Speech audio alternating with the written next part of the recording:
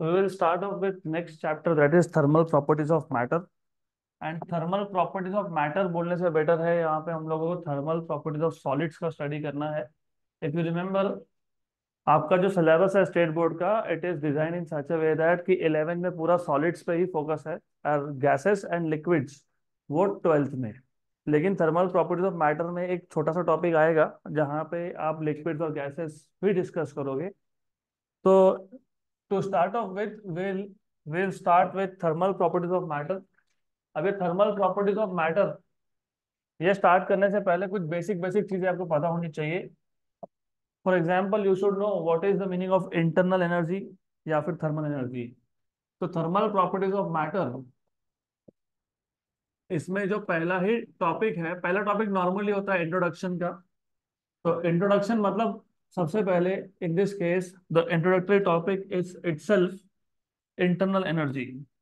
तो internal energy या फिर थर्मल एनर्जी, ये होता क्या है पहले ये पता होना चाहिए। ये क्यों पता होना चाहिए? क्योंकि आपको क्या स्टडी करना है, thermal properties of matter. What is the meaning of thermal? Something which is connected to temperature.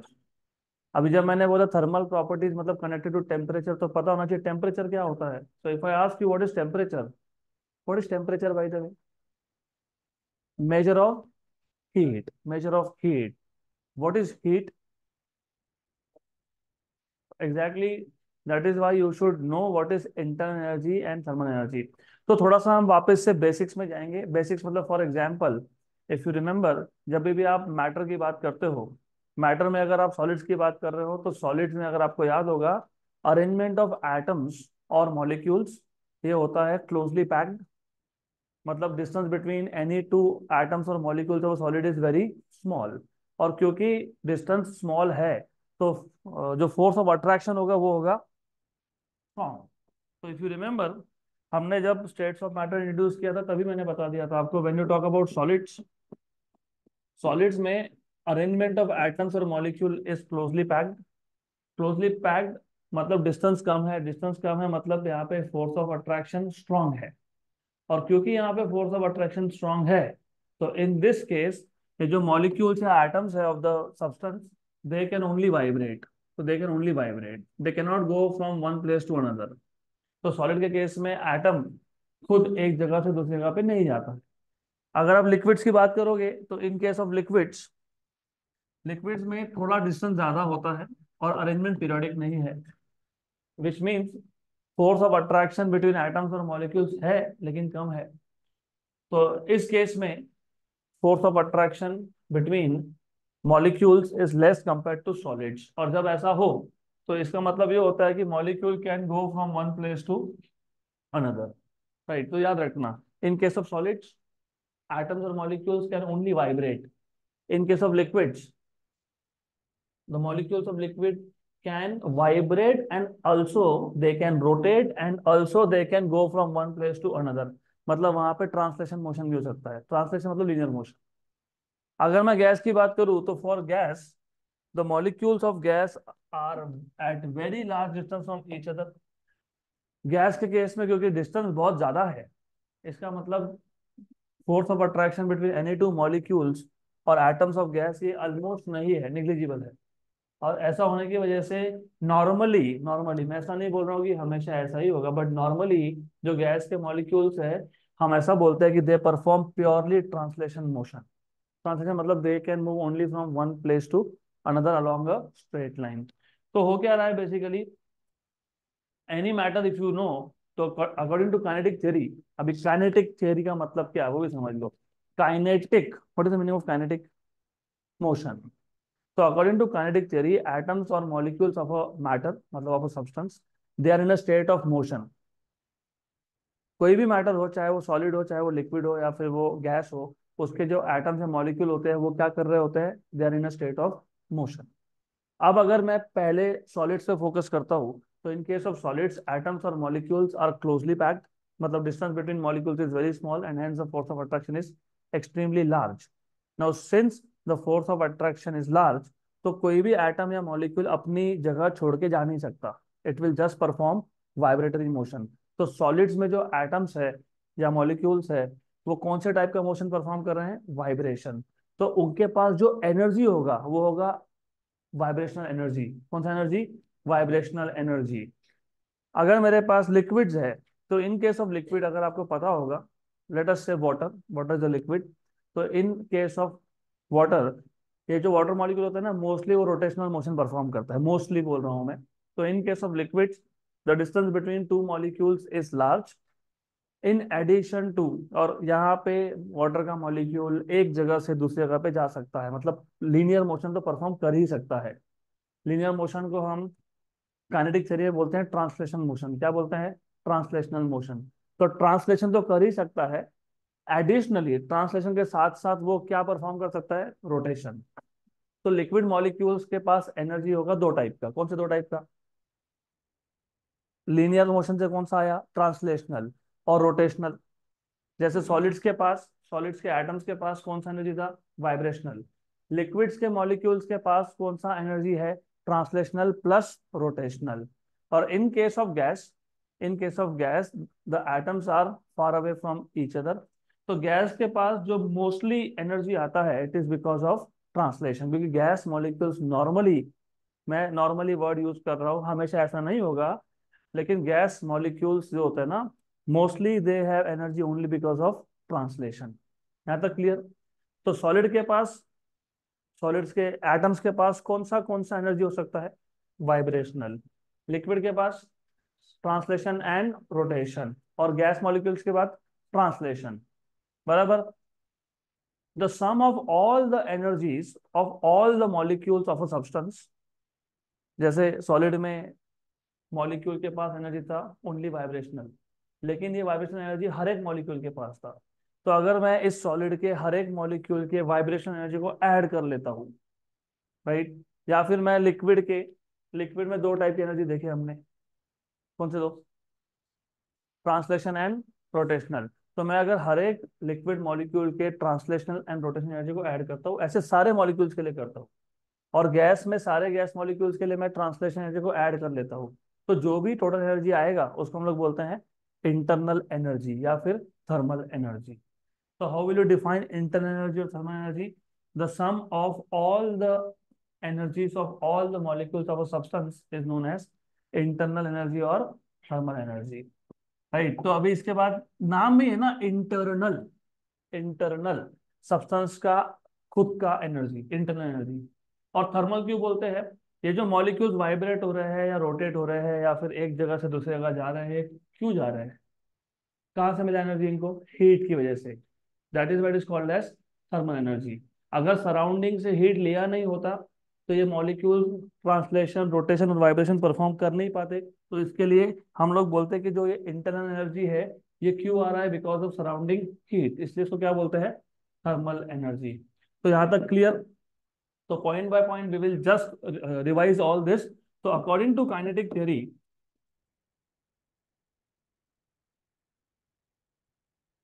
According to kinetic theory, atoms और मॉलिक्यूल्स, सब्सटेंस कोई भी हो, चाहे वो सॉलिड हो, लिक्विड हो, गैस हो, तो एटम्स और molecules of a substance, of matter basically, they are in, atoms और molecules of matter are in, क्या कर रहे हैं? Are in a state of motion. अब ये स्टेट ऑफ मोशन, तो एग्जैक्टली कौन सा मोशन? ट्रांसलेशन है, रोटेशनल है या फिर वाइब्रेशनल है, ये डिपेंड करेगा सब्सटेंस के ऊपर। तो in solids, in solids atoms और molecules are closely packed, are closely packed. और क्लोज पैकिंग की वजह से फोर्स ऑफ अट्रैक्शन क्या है? स्ट्रॉन्ग है। And hence they have strong force of attraction, they have strong force of attraction.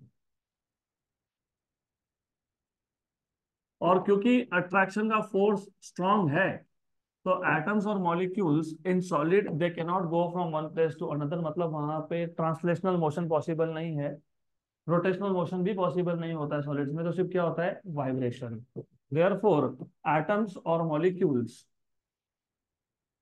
Atoms और molecules of solids have vibration energy, या फिर आप बोल सकते हो परफॉर्म वाइब्रेशन, परफॉर्म वाइब्रेशंस। अगर वाइब्रेशन परफॉर्म कर रहे हैं तो फिर वाइब्रेशन एनर्जी होगा। सिमिलरली, बाकी आपको नोट्स में डिटेल में दिया है तो मैं इतना डिटेल लिखूंगा नहीं यहाँ पे। सिमिलरली, सिमिलरली लिक्विड्स और गैसेस, लिक्विड्स और गैस मॉलिक्यूल्स, लिक्विड और गैस मॉलिक्यूल्स में है, लिक्विड या गैस मॉलिक्यूल में कौन सा एनर्जी हो सकता है? में हैव, में हैव ट्रांसलेशन, ट्रांसलेशनल, वाइब्रेशनल और रोटेशनल। वाइब्रेशन भी हो सकता है, डिपेंड करता है। और रोटेशनल वो डिपेंड करेगा टाइप ऑफ गैस पे, टाइप ऑफ लिक्विड पे डिपेंड करेगा। रोटेशनल भी हो सकता है, वाइब्रेशनल भी हो सकता है, डिपेंड्स। तो हम बाद में ट्वेल्थ में सीखने वाले, ट्वेल्थ में पूरा चैप्टर ही है kinetic theory of gases and radiation, chapter number 3। Good. तो सिमिलरली लिक्विड्स और गैस मॉलिक्यूल्स में हैव ट्रांसलेशनल, वाइब्रेशनल और रोटेशनल मोशन। तो अभी हर एक मोशन के साथ एनर्जी एसोसिएटेड होगा। ट्रांसलेशन के साथ तो आपको पता ही है, what is the energy associated with translational motion, पता है आपको? What is kinetic energy of a particle? Half M V square, बराबर। तो ऐसे वाइब्रेशनल के साथ भी एक एनर्जी होता है, रोटेशन के साथ भी एनर्जी होता है, ये आप ट्वेल्थ में सीखने ही वाले हो।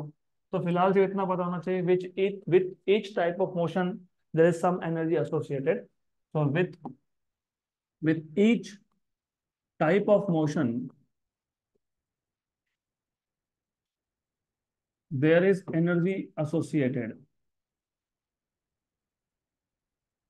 और अगर मैं इन सारे एनर्जीज को एडअप कर लेता हूँ सारे मॉलिक्यूल्स के लिए, तो सब्सटेंस का टोटल एनर्जी बन जाता है, उसको तुम बोलते हो इंटरनल एनर्जी। तो the sum of all the energies,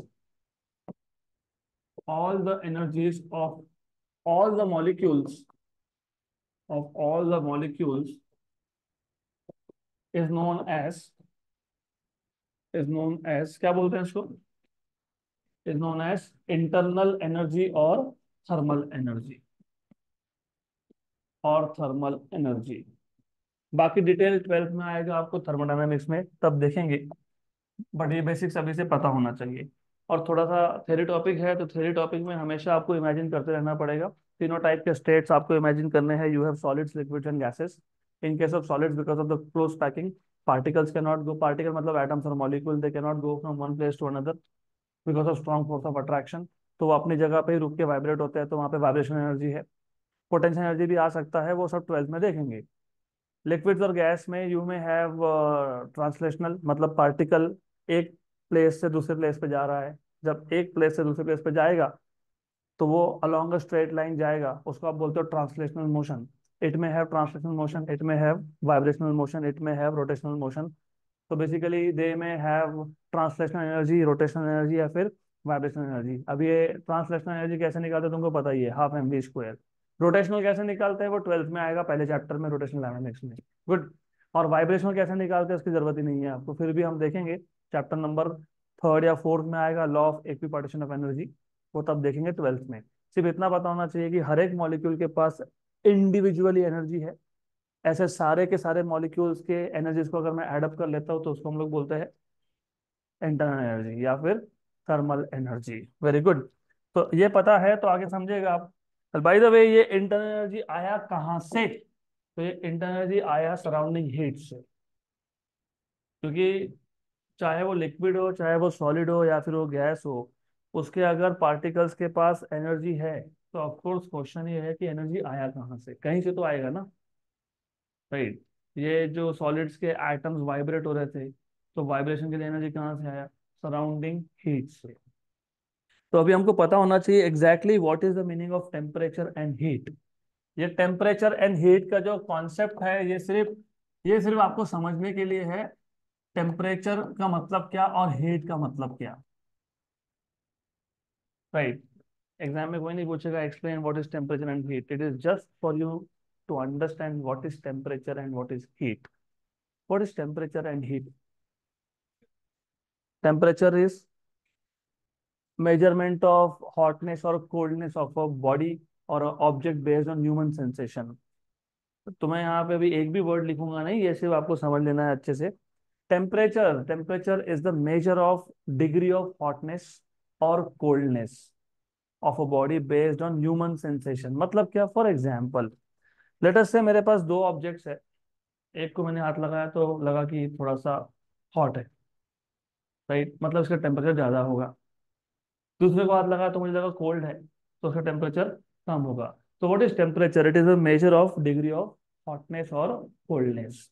तो temperature is nothing but degree of, temperature is nothing but degree of hotness or coldness, is degree of hotness or coldness.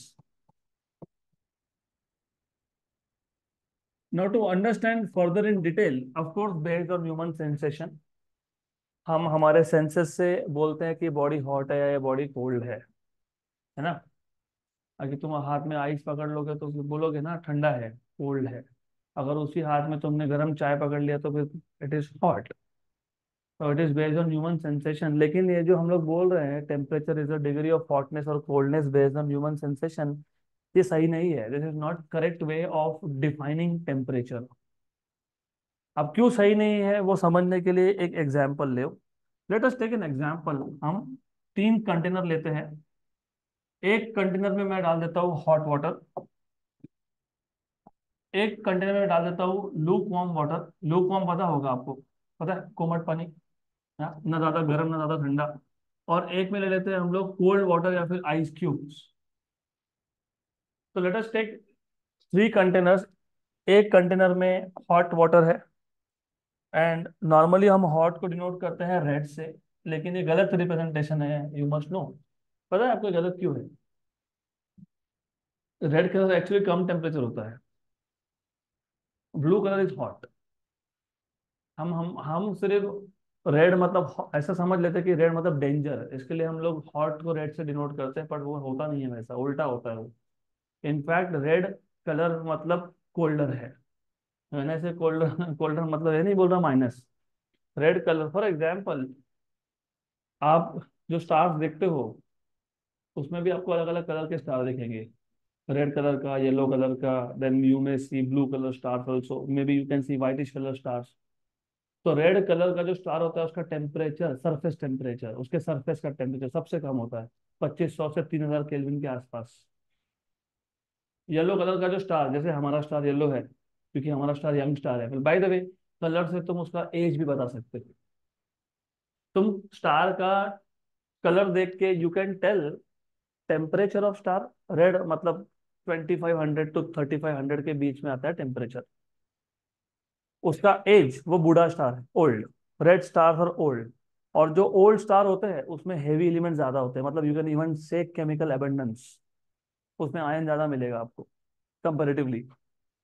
और जैसे हमारा स्टार येलो है, हमको तो पता ही है, हमारे पास में ही है और हमको दिखता भी है, येलो है तो येलो है। तो येलो कलर का जो स्टार होता है वो कंपेरेटिवली यंग स्टार होता है। उसका टेम्परेचर होता है अराउंड 5500 से लेके 6500 केल्विन तक। हमारे खुद का स्टार सन का टेम्परेचर है 5800 केल्विन, सरफेस टेम्परेचर। सरफेस का टेम्परेचर, अंदर का नहीं बोल रहा हूँ मैं, right. Then if you see, let us say blue star या फिर white star, they are very hot, extremely hot, 10,000 kelvin के ऊपर सरफेस टेम्परेचर। और वो होते हैं यंग स्टार, नए नए, जस्ट उनका बर्थ हुआ है। जस्ट मतलब एस्ट्रोनॉमी में जस्ट का मतलब होता है कुछ लाख साल पहले। ओके, तो ठीक है। But because you are more comfortable, red मतलब आपके लिए खतरा, खतरा मतलब हॉट, तो ठीक है मैं इसको हॉट बताता हूँ। और ब्लू हम लोग नॉर्मली यूज करते हैं कोल्ड के लिए। आइस को तुम दिखाने के लिए नॉर्मली यूज करते हो ब्लू कलर, तो ठीक है ब्लू कोल्ड है। और इंटरमीडिएट को ये कलर यूज कर लेता हूँ, this is lukewarm. Lukewarm मतलब कोमट।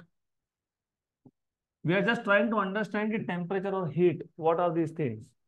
तो for example let us say, ये था हमारे पास हॉट वाटर, ये था लूक वार्म वाटर, और ये है लेट अस से cold water.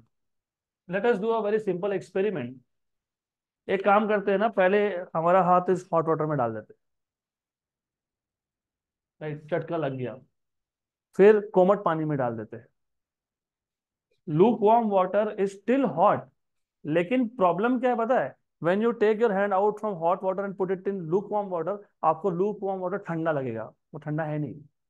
You will feel it is cold because it is at less temperature compare to hot water, right? उल्टा, उल्टा, if I put my hand in cold water and then I take out my hand and put in look warm water, तो look warm water मुझे गर्म लगेगा। मतलब है वो look warm. पहले केस में लूक वार्म वाटर हमारे ह्यूमन सेंसेस के हिसाब से ठंडा था, और वही लूक वार्म वाटर हमारे ह्यूमन सेंसेस के हिसाब से गर्म है। थोड़ा कंफ्यूजन हो गया ना ये? एक ही चीज कभी बोल रहे हो ठंडा है, कभी बोल रहे हो गर्म है। इसके लिए ये जो टेम्परेचर का मेजरमेंट होता है based on degree of hotness और coldness, on based on human sensation, ये सही नहीं है, राइट? तो तीन कंटेनर लिए, hot water, look warm water, cold water. Put your hand, ऐसा करना मत सच में, just think, it is a thought experiment. If you put your hand in hot water, बहुत गर्म लगा, take out your hand, put it in look warm water, you will feel ठंडा है। अब ऐसा क्यों लगा हमको? क्यों? क्योंकि जब आपका हाथ हॉट वाटर में था, heat was flowing from hot water to your hand, and then you take out your hand and put in look warm water, now the heat is flowing from your hand to look warm water, मतलब heat is being released. जैसे heat release होगा तो ठंडा लगेगा। उल्टा दूसरे case में, when you put your hand in cold water, your hand was at higher temperature and cold water was at lower temperature, तो आपके हाथ से हीट कहाँ जा रहा था? To cold water. अब ये हाथ आपने निकाल के लूक वार्म में डाल दिया, look warm is at higher temperature, your hand is at lower temperature, heat कहाँ से कहाँ फ्लो होगा? From water to, from water to your hand. So in any case, what do you understand? Heat, heat is energy which flows due to difference in temperature. So this is how you define heat. Of course, heat is energy, but energy तो बाकी form भी होते हैं। तो heat ये exactly क्या है? Heat is energy which flows from one body to another due to difference in temperature. Right? So this is important for you to understand heat. तो डिफाइन कर लेंगे हीट को। Heat is a form of energy, is a form of energy which flows due to difference in temperature, या फिर due to temperature difference, due to temperature difference। है तो clear? तो temperature और हीट को समझने के लिए हमने बहुत बेसिक सा एक्सपेरिमेंट किया। हमने पहले टेम्परेचर डिफाइन कर दिया, हमने बोला कि temperature is the degree of hotness और coldness based on human sensation. सही नहीं है, लेकिन ठीक है, अब जो है वो है।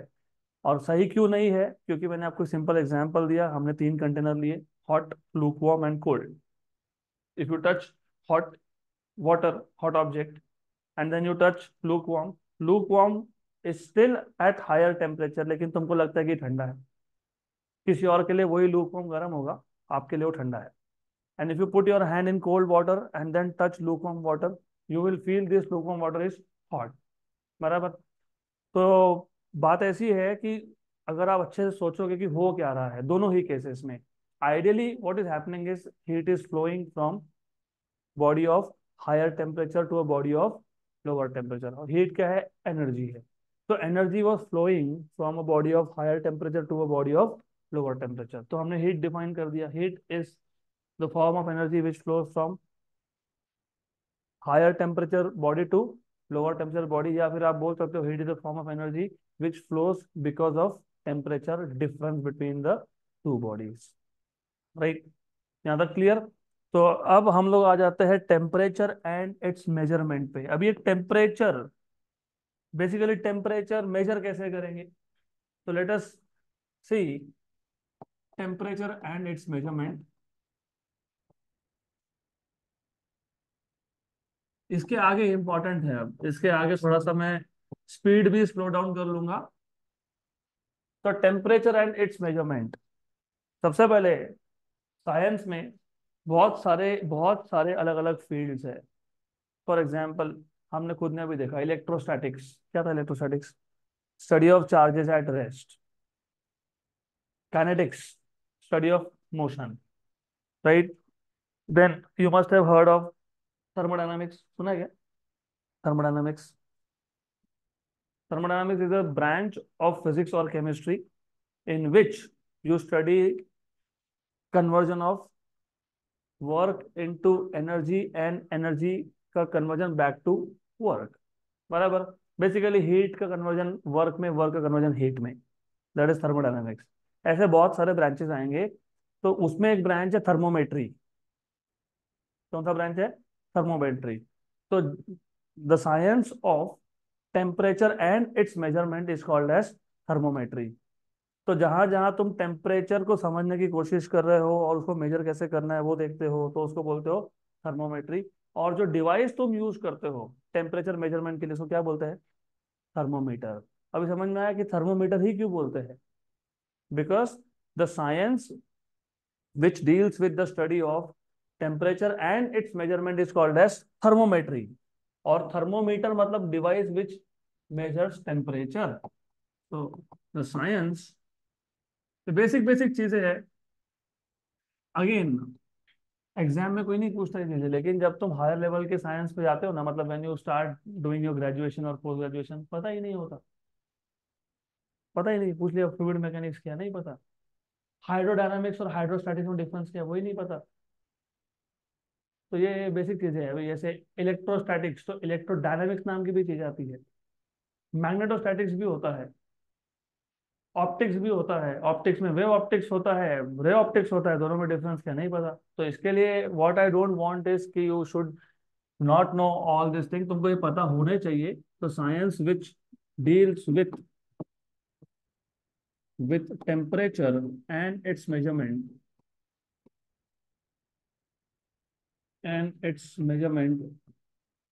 is known as thermometry, is known as thermometry. And the device, and the device which measures temperature, which is used to measure temperature, which is used to measure temperature, इसको क्या बोलेंगे हम लोग?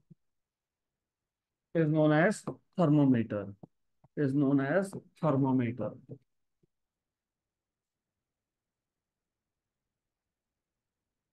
यहाँ तक क्लियर? समझा यहाँ तक? Any doubts here? यहाँ तक कुछ नहीं समझा ऐसा है? Something that you not understood? क्योंकि इसके आगे अब थोड़ा सा हम लोग है, अभी दो तीन थ्योरी टॉपिक है छोटे छोटे, उसके बाद फिर हमको अलग अलग स्केल्स देखने हैं टेम्परेचर मेजरमेंट के। तो बेसिकली ये thermometer is a device which is use to measure temperature. लेकिन ये थर्मोमीटर एग्जैक्टली हम बनाएंगे कैसे? तो हम लोग मटेरियल यूज करते हैं ऐसे जिसकी प्रॉपर्टी चेंज हो with change in temperature. So materials whose properties change significantly with change in temperature can be used to measure temperature, मतलब they can be used for thermometers. तो ऐसे मटेरियल्स जिनकी property significantly change होती है, what is the meaning of significant change? Large change for a small change in temperature, such materials can be use to make thermometers. अब ऐसा क्यों करना है वो भी अच्छे से समझ लो। How many type of thermometer do you know? कम से कम देखा है, एक हाथ तो देखा होगा। देखा है?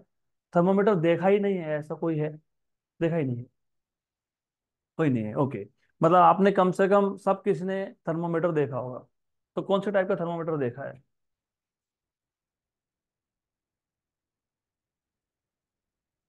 Mercury thermometer.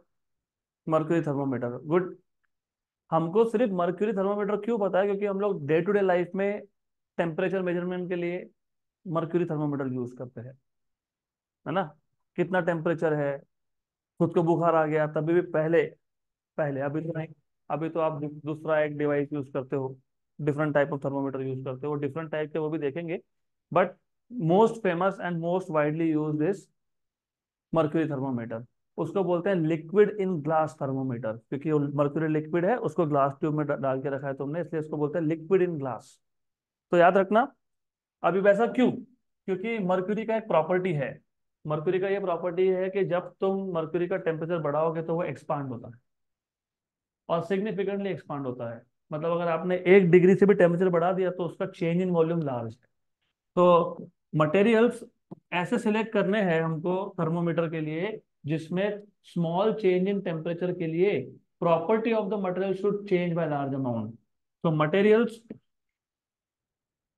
whose properties whose properties change significantly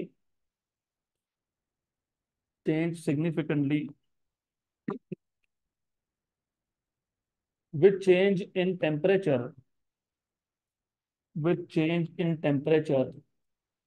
can be used to make thermometers, can be used to make thermometers। अभी हम बेसिकली यूज करते हैं 3 टाइप के थर्मोमीटर। तो टाइप्स ऑफ थर्मोमीटर में 3 टाइप्स हम यूज करते हैं। एंड बाय द वे, ये अलग अलग टाइप के थर्मोमीटर यूज क्यों करने हैं उसका भी रीजन है। जैसे मैंने बताया, तुमने आप लोगों ने मुझे बोला कि आपको मर्क्यूरी थर्मोमीटर पता है। तो मर्क्यूरी थर्मोमीटर तुम, जैसे मैंने तुमको भी बताया, तुम रूम टेम्परेचर मेजर करने के लिए कर सकते हो, तुम खुद को बुखार है उसके लिए भी मेजर कर सकते हो।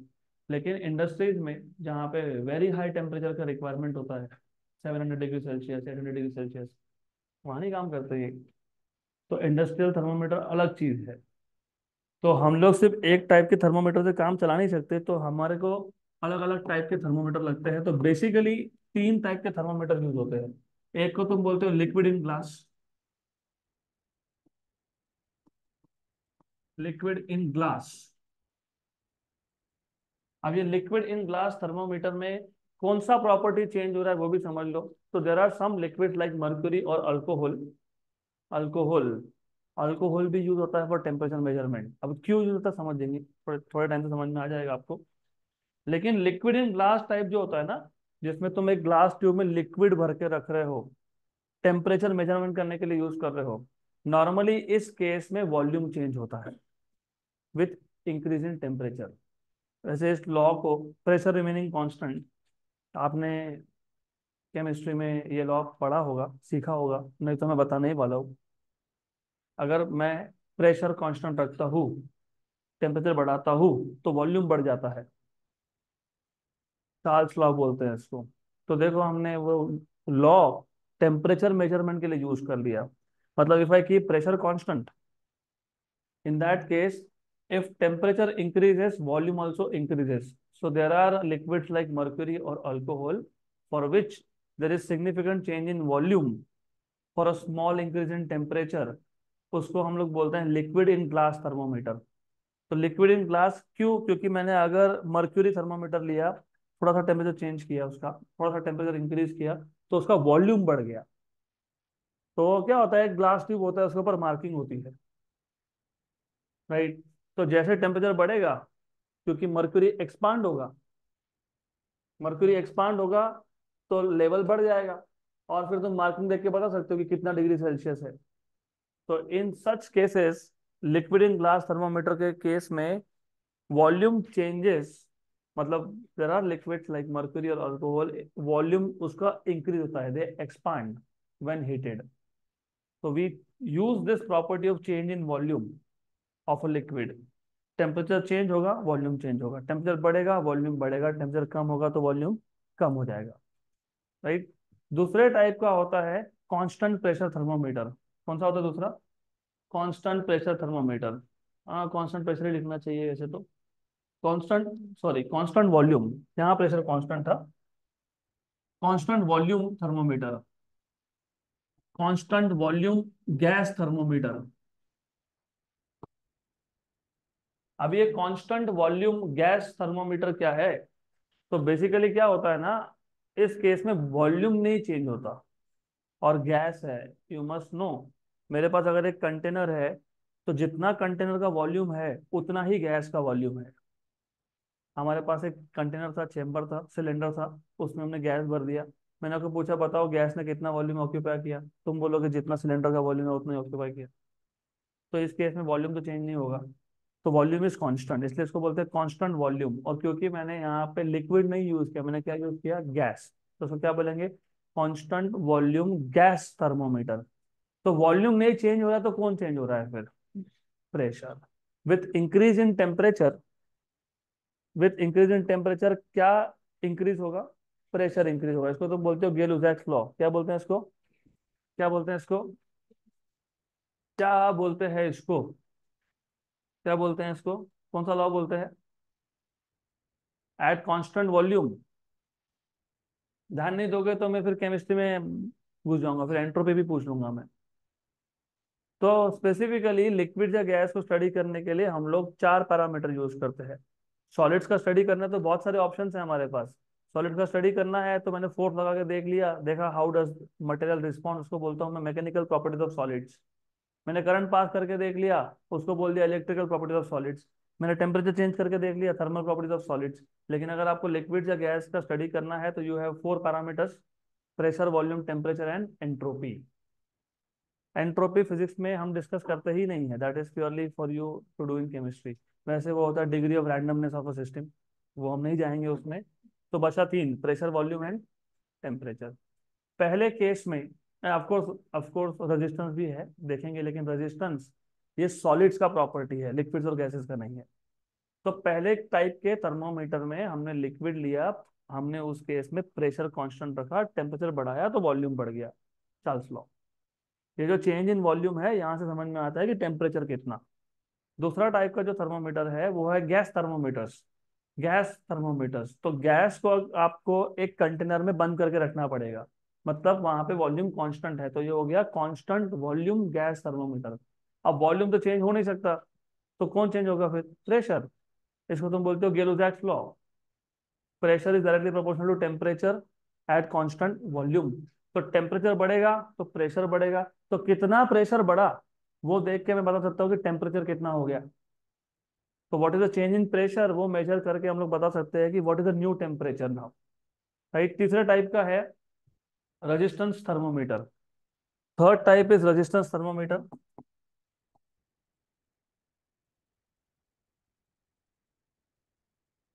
रेजिस्टेंस थर्मोमीटर, इसको हम लोग थर्मिस्टर भी बोलते हैं बाय द वे।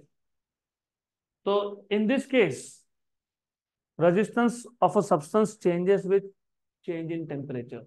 मैंने कहीं नहीं बोला resistance increases with increase in temperature, decreases with decrease in temperature. मैं बोल रहा हूँ resistance of a substance changes with change in temperature. ऐसा क्यों, क्योंकि अगर मैं कंडक्टिंग मटेरियल लेता हूँ तो कंडक्टिंग मटेरियल में if I increase temperature resistance increases, क्योंकि कंडक्टर होता है PTC type, positive temperature coefficient. अगर मैं सेमी कंडक्टर यूज करता हूँ तो होता है एनटीसी टाइप, अगर टेम्परेचर बढ़ता है तो रेजिस्टेंस कम होता है। तो फिलहाल मैं ये बोल रहा हूँ कि there are substances for which resistance changes due to change in temperature. और कितना रेजिस्टेंस चेंज हुआ हम लोग ये मेजर करके बता सकते हैं कि टेम्परेचर कितना है, वो अभी देखेंगे हम कैसे करना है। तो ideally speaking day to day life में हम लोग यूज करते हैं तीन टाइप के थर्मोमीटर्स। कौन से तीन type, liquid in glass. Liquid in glass thermometer में एक ग्लास ट्यूब में लिक्विड भरते हो और कौन सा प्रॉपर्टी चेंज हो रहा है यहाँ पे, वॉल्यूम। दूसरा है कांस्टेंट वॉल्यूम गैस थर्मोमीटर, इसमें क्या कांस्टेंट है, वॉल्यूम, और चेंज क्या हो रहा है, प्रेशर। तीसरा है रेजिस्टेंस थर्मोमीटर। तो रेजिस्टेंस थर्मोमीटर में resistance of material changes with change in temperature. तो इनमें से दो टाइप के हम लोग यूज करते हैं डे टू डे लाइफ में, that is liquid in glass which is mercury. Number two resistance thermometer. तो आजकल जिनको बुखार आता है अगर, तो वो छोटा सा थर्मोमीटर जो होता है ना, उसमें मर्क्यूरी नहीं होता, तो दैट, और वो मर्क्यूरी नहीं होता तो क्यों हमने चेंज किया, क्योंकि मर्क्यूरी इन ग्लास वो होता है थोड़ा सा, है ना, handle with care kind of thing, गिर गया टूट गया तो गया। और वो जो नया टाइप का आप यूज करते हो वो होता है resistance thermometer. There is change in resistance due to change in temperature. इसलिए आपके बॉडी के साथ कांटेक्ट में लाते हो, कुछ टाइम तक रखते हो। क्यों रखते हो? Heat is flowing from your body to that thermometer. तो रेजिस्टेंस चेंज होगा, रेजिस्टेंस चेंज होगा तो अंदर इलेक्ट्रिक करंट चेंज होगा। और कितना इलेक्ट्रिक करंट चेंज हुआ वहां से तुम बता सकते हो कि टेम्परेचर कितना हो गया। राइट, फिर हम लोग बोलते हैं 101 का बुखार है, 102 का बुखार है ना। बाय द वे वो फ़ारेनहाइट स्केल होता है। 101 का बुखार है, 101 डिग्री सेल्सियस का बुखार है। तो how are you still alive? आपके बॉडी में ब्लड है, और ब्लड में मैक्सिमम क्या है? पानी है, पानी। What is the boiling point of water? 100 degree. किसी ने बोल दिया मेरे को 101 डिग्री सेल्सियस का बुखार था, तो मैं तो 2 दिन सोचता था कि जिंदा कैसे है ये। May be gifted. हाँ, फ़ारेनहाइट होता है वो, Fahrenheit, that is not degree Celsius. Right. और ऑफ कोर्स बिकॉज हमारे यहाँ पे क्रिकेट बहुत ज़्यादा देखते हैं, तो of course as a kid मैं भी देखता था। बाद में समझ में आया कि बहुत टाइम वेस्ट हो गया लाइफ का। बट ठीक है। तो तब न्यूजीलैंड में मैच होती थी ना, तो नीचे टेम्परेचर वो फ़ारेनहाइट में लिखते थे। 68 degree Fahrenheit, 70 Fahrenheit. And I used to think कि यार 70 डिग्री में खेल कैसे रहा है, और 70 डिग्री में इतना फॉग कहाँ से दिख रहा है फिर। तो वो लोग, कुछ लोग फ़ारेनहाइट यूज करते हैं। There are 3 scales of temperature measurement, अभी आएंगे हम उस पे। एक है डिग्री सेल्सियस, एक है डिग्री फ़ारेनहाइट। ये दो प्रैक्टिकल स्केल्स है, मतलब डे टू डे लाइफ के लिए। और तीसरा है केल्विन स्केल। केल्विन स्केल हम लोग सिर्फ सिर्फ लैब के अंदर या फिर साइंस के लिए यूज करते हैं। We do not use it anywhere. Okay, तो there are 3 different scales of temperature measurement. मैं उस पर आता हूँ, लेकिन उससे पहले आपको पता होना चाहिए व्हाट इज आइस पॉइंट, जिसको तुम फ्रीजिंग पॉइंट भी बोलते हो। और और you should also no what is steam point, जिसको तुम बॉइलिंग पॉइंट भी बोलते हो।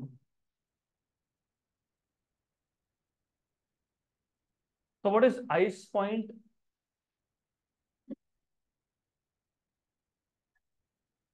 The temperature at which water gets converted to ice, or ice gets converted to water is called as ice point or freezing point. The temperature at which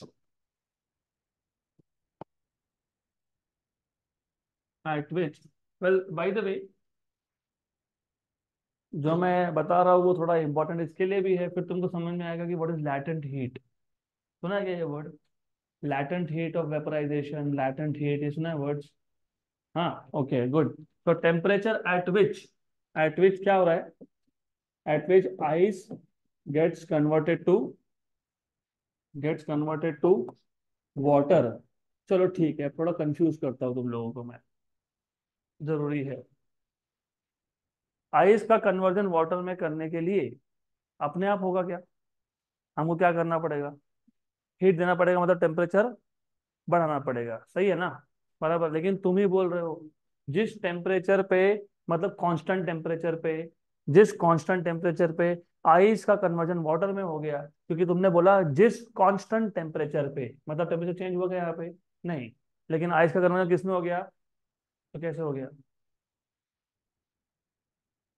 मेरा question जिनको नहीं समझ में आया, मैं थोड़ा स्लो मोशन में क्वेश्चन को रिपीट कर देता हूँ। हमारे पास आइस था, आइस को हमको कन्वर्ट करना है वाटर में। हमने सिंपल सा काम किया, आइस उठा के बाहर रख दिया टेबल के ऊपर।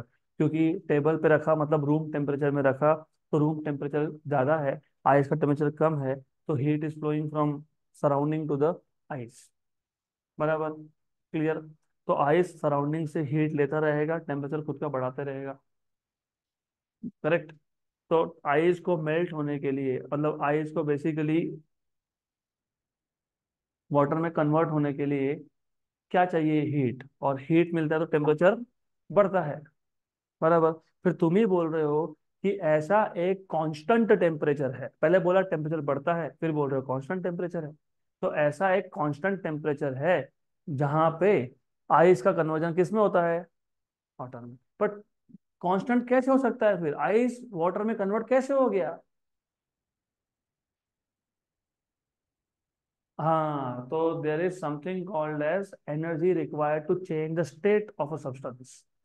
तो उस टेम्परेचर पे हीट तो बॉडी एक्सेप्ट कर रहा है, आइस बाहर से हीट ले रहा है, लेकिन वो हीट लेके टेम्परेचर बढ़ाने की जगह पे वो अपने स्टेट को चेंज करने में यूज कर रहा है। उसको बोलते हो लैटेंट हीट। क्या बोलते हैं उसको? Latent heat. तो अभी याद रखना। तो आइस का कन्वर्जन वाटर में, वाटर का कन्वर्जन स्टीम में, ये कांस्टेंट टेम्परेचर पे होता है। और फिजिक्स में या केमिस्ट्री में जो प्रोसेस कांस्टेंट टेम्परेचर पे हो उसका एक स्पेसिफिक नाम है, आइसोथर्मल प्रोसेस। तो ये आइसोथर्मल प्रोसेस है, आगे आएगा आपको डिटेल में। तो the temperature at which ice gets converted to water और vice versa. What is the meaning of vice versa? इसका उल्टा, water gets converted to ice is known as, क्या बोलते हैं उसको? Is known as ice point, या फिर कौन सा पॉइंट? Freezing point.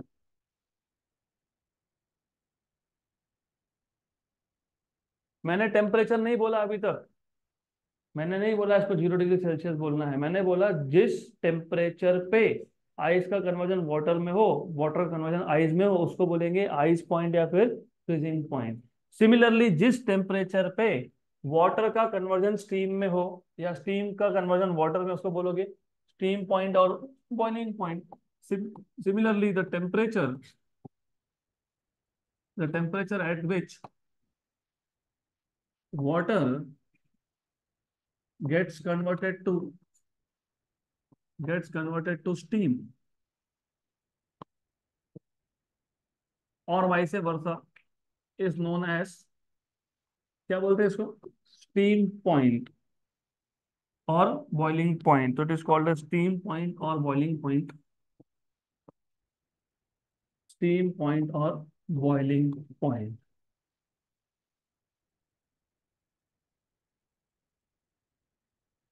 बराबर, है तो क्लियर? अब वापस आ जाते हैं हमारे तीन टाइप के थर्मोमीटर्स के ऊपर, liquid in glass, constant volume gas thermometer and resistance thermometer. Liquid in glass में वॉल्यूम चेंज हो रहा है, उसके बाद कांस्टेंट वॉल्यूम गैस थर्मोमीटर में प्रेशर चेंज हो रहा है, और तीसरे केस में रेजिस्टेंस चेंज हो रहा है।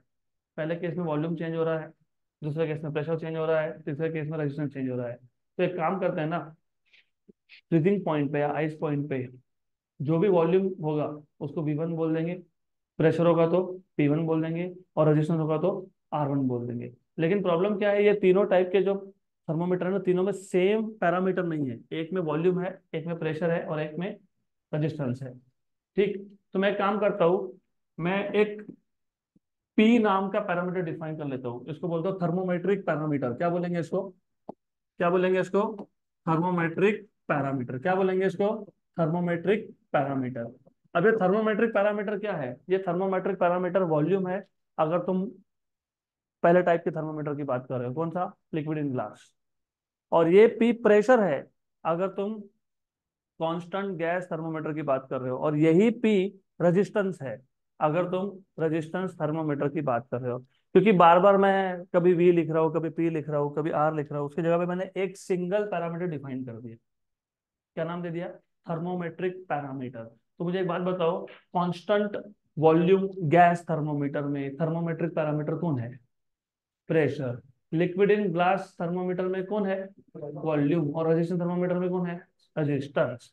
अब मैंने दो पॉइंट डिफाइन करके रखे हैं, एक था आइस पॉइंट, दूसरा था स्टीम पॉइंट। तो जो थर्मोमेट्रिक पैरामीटर है उसका जो आइस पॉइंट पे वैल्यू है उसको P1 बोल दिया। तो value of thermometric parameter at ice point, जो भी वैल्यू आएगा, राइट। और P2 is value of thermometric parameter at steam point. तो जो भी वैल्यू आएगा उसको बोलेंगे, स्टीम पॉइंट पे जो भी वैल्यू आएगा दैट इज P2। है तो क्लियर? तो हमने क्या किया यहाँ पे, हमने यहाँ पे P1 और P2 डिफाइन कर दिया। हम्म। P1 क्या है? थर्मोमेट्रिक पैरामीटर की वैल्यू है, कहाँ पे है? आइस पॉइंट पे। P2 क्या है? थर्मोमेट्रिक पैरामीटर की वैल्यू कहाँ पे है? स्टीम पॉइंट पे है। करेक्ट। हमको पता है आइस पॉइंट क्या है, what is ice point? Temperature at which water gets converted to ice. हमको पता है स्टीम पॉइंट क्या है, temperature at which water gets converted to steam. अब मान लेते हैं कि हमारे पास कोई और टेम्परेचर है between ice point and steam point. Ice point और स्टीम पॉइंट के बीच में कोई और टेम्परेचर है और हमको फाइंड करना है कि वो टेम्परेचर कितना है। तो उस पर्टिकुलर टेम्परेचर पे, between ice point and steam point, उस पर्टिकुलर टेम्परेचर पे इस थर्मोमेट्रिक पैरामीटर की जो वैल्यू होगी उसको क्या बोलूंगा, P suffix T. This is value at some temperature T. मैंने टी डिग्री सेल्सियस नहीं बोला क्योंकि मैंने अभी तक डिग्री सेल्सियस बताई नहीं तुमको। एट सम टेम्परेचर टी, बराबर, यहाँ तक क्लियर? गुड। और हमको टी फाइंड करना है। क्या फाइंड करना है हमको? टी फाइंड करना है। मैं एक सिंपल सा एग्जांपल देता हूँ आपको। फॉर एग्जांपल, जो रेजिस्टेंस थर्मोमीटर था उसमें रेजिस्टेंस की वैल्यू आइस पॉइंट पे कुछ एक वैल्यू रहेगी, फॉर एग्जांपल लेट अस से 1 ओहम, बराबर। और स्टीम पॉइंट पे उसी रेजिस्टेंस की वैल्यू मान लो है 10 ओहम। तो आइस पॉइंट पे कितना है? 1 ओहम। स्टीम पॉइंट पे कितना है? 10 ओहम। मुझे ये पता करना है कि 6 ओहम, 6 ओहम पे टेम्परेचर कितना है। मतलब मेरे पास थर्मोमेट्रिक पैरामीटर की वैल्यू है एट सम टेम्परेचर टी, और मुझे फाइंड करना है कि टी कितना है। राइट? तो ये कैसे फाइंड करते हैं, इसके लिए एक फॉर्मूला दिया है आपको, मैंने बुक में लिखा हुआ है। बुक में आपको एक फॉर्मूला लिख के दिया हुआ है, मेंशन्ड है वहां पे, देखा गया? मैं स्केल पे बाद में आऊंगा, मैंने पहले ये बताया क्योंकि ज्यादा इंपॉर्टेंट है। टी इक्वल टू, वो तीनों स्केल्स के बाद लिखा हुआ है, तीनों स्केल्स के बाद लिखा हुआ है। कौन से तीन स्केल? डिग्री सेल्सियस स्केल, उसके बाद कौन सा स्केल? फ़ारेनहाइट स्केल, उसके बाद कौन सा स्केल? Kelvin scale. वहां कहीं तो लिखा है what is T equal to. हाँ, 100 into P T minus P1 upon P2 minus P1। अभी याद रखो, ये काम में आएगा। गुड, यहाँ तक clear? This is something that you will need. अभी हम लोग आएंगे स्केल पे, फिर वापस इस फॉर्मूला पे आएंगे। सिर्फ ये क्या है, थर्मोमेट्रिक पैरामीटर मुझे इंट्रोड्यूस करना था, इसके लिए साथ में मैंने फॉर्मूला भी इंट्रोड्यूस कर दिया। क्योंकि thermometric parameter you must know in case of constant volume gas thermometer, what is thermometric parameter? Pressure. In case of liquid in glass, mister blue, liquid in glass type of thermometer में thermometric parameter कौन है? Liquid in glass मतलब mercury thermometer, उसमें thermometric parameter कौन है? कौन है? Volume है। राइट? ओके, तो ये पता होना चाहिए आपको। Now before we move ahead to the types of scales, there are different types of temperature measurement। तो अलग अलग स्केल्स होते हैं, डिग्री सेल्सियस स्केल है, you have Fahrenheit scale, you have kelvin scale.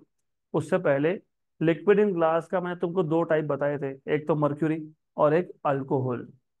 तो हु कैन टेल मी कि ये alcohol क्यों यूज करते होंगे इंस्टेड ऑफ मर्क्यूरी?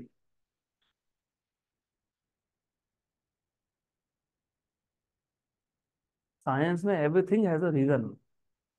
ऐसा मन किया इसलिए अल्कोहल डाल दिया, मेरे पास मर्क्यूरी खत्म हो गया था अल्कोहल डाल दिया, अल्कोहल भी खत्म हो गया तो मैंने घर में नींबू शरबत बनाया वो डाल दिया।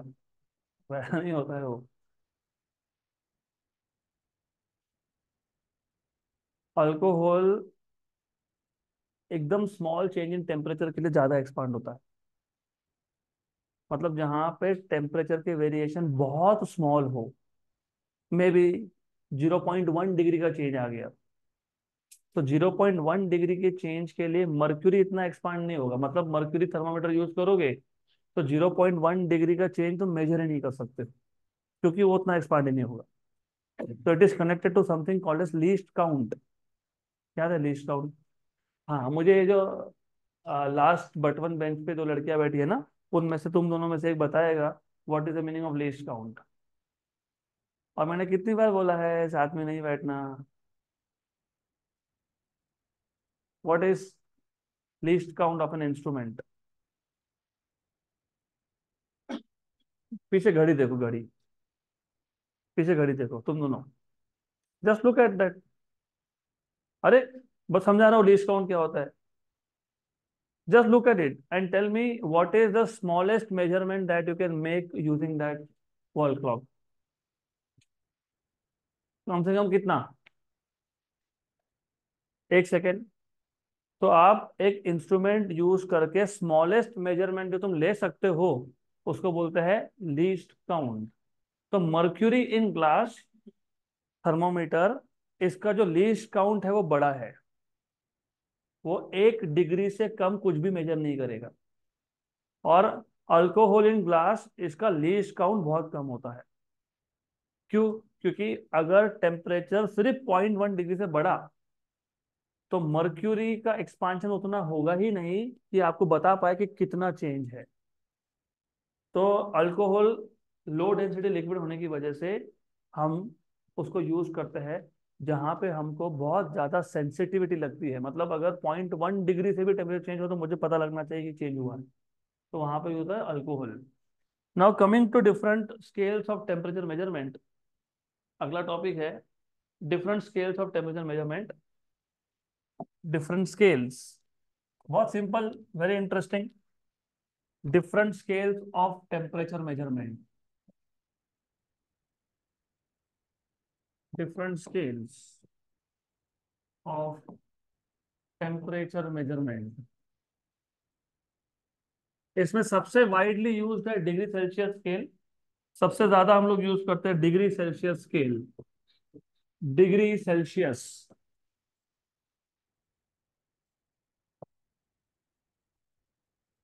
तो what we do in this case is, जो आइस पॉइंट है ना, आइस पॉइंट, उसको हम लोग जीरो मार्क कर देते हैं. क्या करते हैं उसको? Zero mark. और जो स्टीम पॉइंट है उसको क्या करते हैं? 100 मार्क. तो what we do in this case, हमने एक स्केल डिजाइन कर लिया.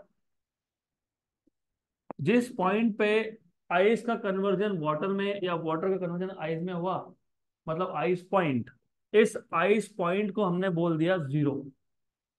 तो इसके आगे ice point degree Celsius scale में होगा 0 डिग्री सेल्सियस. और स्टीम पॉइंट या फिर बॉइलिंग पॉइंट जहां पे वाटर का कन्वर्जन स्टीम में हो रहा है उसको मैंने 100 बोल दिया. इसलिए हम लोग बोलते हैं boiling point of water is 100 degree Celsius. ये हमने नाम दिया है, हमने नंबर एसोसिएट कर दिए. हमने बोल दिया कि चलो ठीक है, जिस पॉइंट पे वाटर का कन्वर्जन आइस में या आइस का कन्वर्जन वाटर में हो रहा है उसको बोल देंगे जीरो. और जहाँ पे वाटर का कन्वर्जन स्टीम में या स्टीम का कन्वर्जन वाटर में हो रहा है उसको बोल देंगे 100. और ये आइस पॉइंट से स्टीम पॉइंट के बीच में हमने 100 इक्वल डिवीजन डाल दिए. कितने? 100 इक्वल डिविजन डाल दिए. और ये जो 100 इक्वल डिविजन्स है, ये जो 100 इक्वल डिविजन्स है, इसमें से हर एक डिवीजन को बोल देते हैं हम लोग 1 डिग्री सेल्सियस. क्या बोलते हैं इसको? 1 डिग्री सेल्सियस. तो ये बन गया आपका पहला टाइप का scale, which is degree Celsius scale. तो in degree Celsius scale, ice point is marked as 0 and steam point is marked as 100. And then this ice point and this steam point is divided into 100 equal intervals. Each interval या फिर each division is called as 1 degree Celsius. Right? Correct? So what is ice point? 0 degree Celsius. तो ice का conversion water में जिस temperature पे होगा, इसके आगे उस टेम्परेचर को क्या बोलेंगे? 0 डिग्री सेल्सियस. हाँ तक क्लियर? और जिस टेम्परेचर पे वाटर का कन्वर्जन स्टीम में होगा उसको क्या बोलोगे? 100 डिग्री सेल्सियस. राइट? करेक्ट है ना? बराबर यहाँ तक? तो बॉइलिंग वाटर का टेम्परेचर कितना होता है? 100 डिग्री सेल्सियस.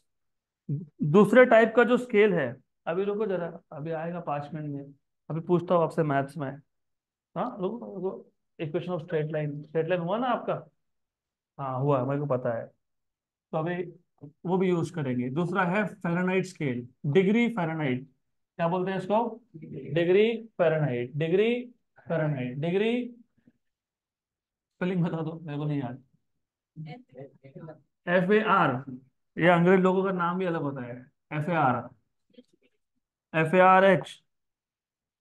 EN. हाँ हाँ okay. I am very poor with spellings of this westerners. मेरे को नहीं, क्योंकि क्या क्या साइलेंट है क्या पता नहीं। किसी में बोलते हैं यू को साइलेंट रखो, किसी में बोलते हैं नहीं यू को प्रोनाउंस करो। ठीक है, I am bad with it. ठीक है तो है, क्या फर्क पड़ता है। तो फ़ारेनहाइट स्केल, अभी फ़ारेनहाइट स्केल में क्या किया, यहाँ पे जिस टेम्परेचर पे आइस का कन्वर्जन वाटर में हो रहा था उसको क्या मार्क कर दिया, यहाँ पे क्या मार्क किया था, 0। इधर ही उसको बोलते हैं 32, और स्टीम पॉइंट को बोलते हैं 212। So in this scale, ice point is marked as 32 and steam point is marked as 212। यहाँ पे आइस पॉइंट और स्टीम पॉइंट में 100 इक्वल डिविजन्स थे। यहाँ पे आइस पॉइंट और स्टीम पॉइंट में 180 इक्वल डिविजन्स है। Each division is called as 1 degree Fahrenheit. यहाँ पे each division was called as 1 degree Celsius. Clear यहाँ तक, राइट। अब अगर मुझे डिग्री सेल्सियस से कन्वर्ट करना है फ़ारेनहाइट में, या फिर फ़ारेनहाइट से कन्वर्ट करना है डिग्री सेल्सियस में, तो हाउ टू डू दिस, इसके लिए हम यूज करते हैं इक्वेशन ऑफ स्ट्रेट लाइन। अब ऐसा क्यों, फॉर एग्जाम्पल लेट अस से मैंने दो एक्सिस ले लिए। एक एक्सिस पे मैं डिग्री सेल्सियस प्लॉट करता हूँ, मतलब टेम्परेचर सेल्सियस स्केल, दूसरे पे मैं फ़ारेनहाइट करता हूँ। आपके ऊपर है आपको कौन सा एक्सिस कहाँ रखना है। You can take this axis here and take Fahrenheit along Y, वो आपके ऊपर है, इट्स अप टू यू। ठीक है, कोई दिक्कत नहीं है। बेसिक मैथ्स पता है तो कोई फर्क नहीं पड़ता आपको कौन सा एक्सेस कहाँ रख रहे हो। जिस चीज को मैं डिग्री सेल्सियस स्केल में 0 बोल रहा हूँ, उसी को वो क्या बोलते हैं, मतलब डिग्री सेल्सियस 0, और वही चीज फ़ारेनहाइट में कितना, 32, तो ये आ गया 32। करेक्ट। आइस पॉइंट, जिस पॉइंट को मैं डिग्री सेल्सियस में मैं क्या बोल रहा हूँ, 100, स्टीम पॉइंट, उसी को उसी को ये लोग बोलते हैं 212। बराबर, करेक्ट। ज्यादा क्लियर। 0 से 100, आइस पॉइंट से स्टीम पॉइंट में 100 डिविजन थे। 32 to 212, 180 डिविजन है। और ये आपको मिलेगा एक straight line. It is a graph which is a straight line, not passing through origin. Why not passing through origin, क्योंकि मैंने अभी बताया एक स्केल में आइस पॉइंट 0 है, दूसरे स्केल में आइस पॉइंट 32 है। तो ये स्ट्रेट लाइन जो है ना, ये ओरिजिन से पास नहीं हो सकता, मतलब इसका वाई इंटरसेप्ट पॉजिटिव आएगा। कितना आएगा, 32 आएगा टू बी प्रिसाइज। हमको चाहिए था रिलेशन बिटवीन, तो जो अगला टॉपिक है that is relation between degree Celsius and degree Fahrenheit. तो relation between degree Celsius and degree Fahrenheit scale. तो बेसिकली क्योंकि ये एक स्ट्रेट लाइन बन गया, तो हम लोग यहाँ पे स्ट्रेट लाइन का इक्वेशन यूज करके दोनों में रिलेशन बना सकते हैं अब। तो what is equation of straight line. पहले तो मैंने ये पूछना चाहिए था, what is equation of straight line in slope point form, what is equation of straight line in 2 point form, intercept form, ये सब बताना चाहिए था। वेल बाय द वे, सब एक ही है। इक्वेशन ऑफ स्ट्रेट लाइन एक ही है, सिर्फ आपको अलग अलग तरीके से, जैसे कंपनी होती है ना, अलग एक ही प्रोडक्ट अलग अलग पैक में डाल देते हैं, बोलते हैं ये है वो है, वैसा ही है इधर, सब एक ही है। इक्वेशन ऑफ स्ट्रेट लाइन कोई ज्यादा नहीं है। तुमको याद होगा y = mx + c, वो भी इक्वेशन ऑफ स्ट्रेट लाइन है। 2 पॉइंट फॉर्म याद होगा, 2 point form, y - y1/y2 - y1 = x - x1/x2 और ये और स्लोप पॉइंट फॉर्म एक ही चीज है। अब बोलोगे एक ही चीज कैसे, मैं ज्यादा तो जाऊंगा नहीं मैथ्स में, टाइम नहीं है हमारे पास उतना, बट आई टेल यू कि एक ही चीज कैसे है ये। मैं एक काम करता हूँ, y - y1/x - x1, इसको इधर लेके आ गए और ये वहां गया, तो y2 - y1/x2 - x, ये पता है कौन है, स्लोप है। y - y1 = slope x - x1। अगर मैं x1 y1 0 0 लेता तो क्या बनता, हाँ तो वो एक ही चीज है, दो नहीं है, वो एक ही है। सिर्फ अपना रूप बदल के आ गया वो। तो this is how you need to remember, sorry but you will have to know maths, अगर फिजिक्स करना है तो फिर मैथ्स तो लगने वाला है। अब सिर्फ मैथ्स पता होने से कुछ नहीं होता, तुमको फिजिक्स भी समझ में आना चाहिए अब। क्योंकि अभी देखो क्या है, x1 y1 x2 y2, वो तो समझ में आ ही जाएगा। मतलब इस लाइन पे कोई भी दो पॉइंट ले लो, अभी जो दो पॉइंट पता है वही ले लूंगा, मेरे को तो एक पॉइंट ये पता है, ये पता है, और ऑफ कोर्स ऐसा, ठीक है। तो थोड़ा सा मेरे को लाइन भी चेंज करना पड़ेगा फिर, fine I go up to this point now, good. तो अब आइडिया ये है, क्योंकि मैंने x2 y2 x1 y1 ऐसा मेंशन कर दिया, तो I need to know x2 y2 x1 y1। तो एक काम करते हैं ना, एक पॉइंट यहाँ ले लेते हैं। तुमको यहाँ पे x की वैल्यू पता है 100, y की वैल्यू पता है 212, तो x2 y2 तुमको मिल गया। x2 मतलब टेम्परेचर इन डिग्री सेल्सियस, और y2 मतलब फ़ारेनहाइट स्केल। तो ये क्या आ गया, 100, 212। और दूसरा पॉइंट यहाँ पे 0, 32, बराबर। तो तुमको x2 y2 और x1 y1 मिल गया, ये है तुम्हारा लेटर से x1 y1, ये है तुम्हारा x2 y2, वो तो हो गया। सब्स्टिट्यूट कर देंगे। What is y and what is x? y पे तुमने क्या प्लॉट किया, TF टेम्परेचर इन फ़ारेनहाइट, और x पे क्या प्लॉट किया, TC। तो बस y की जगह पे TF लिखो, minus y1, what is y1, 32, upon y2, what is y2, 212, minus y1, what is y1, 32, equal to x TC, what is x1, 0, x2, 100, minus minus 0, -0 हो गया, बराबर। ना तो क्लियर।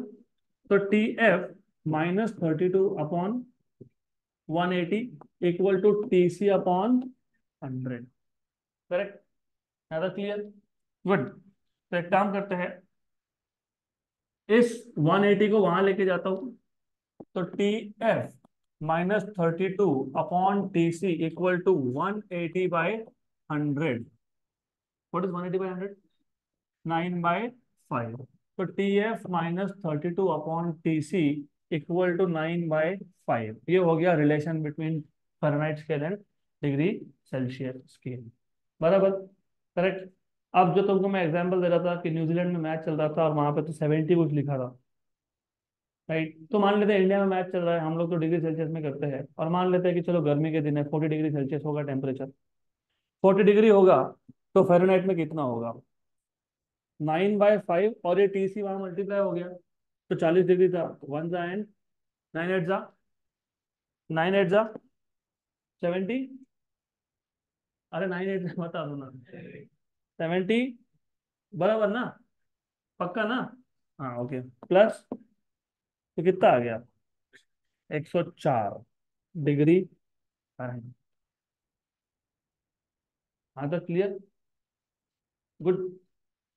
तो this is how you can convert from one scale to another scale, is this clear? तो आज का summary, what we have learn so far, ये चैप्टर बहुत इंटरेस्टिंग है, सिंपल है ऑफ कोर्स, और इंटरेस्टिंग भी है। What have you learn today is, first of all, what is internal energy और thermal energy. Number two, what is temperature and heat. Number three,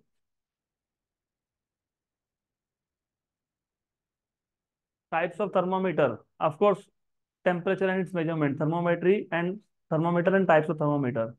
Number four, you have learned two different scales of temperature measurement, degree Celsius and Fahrenheit. So that's it for today.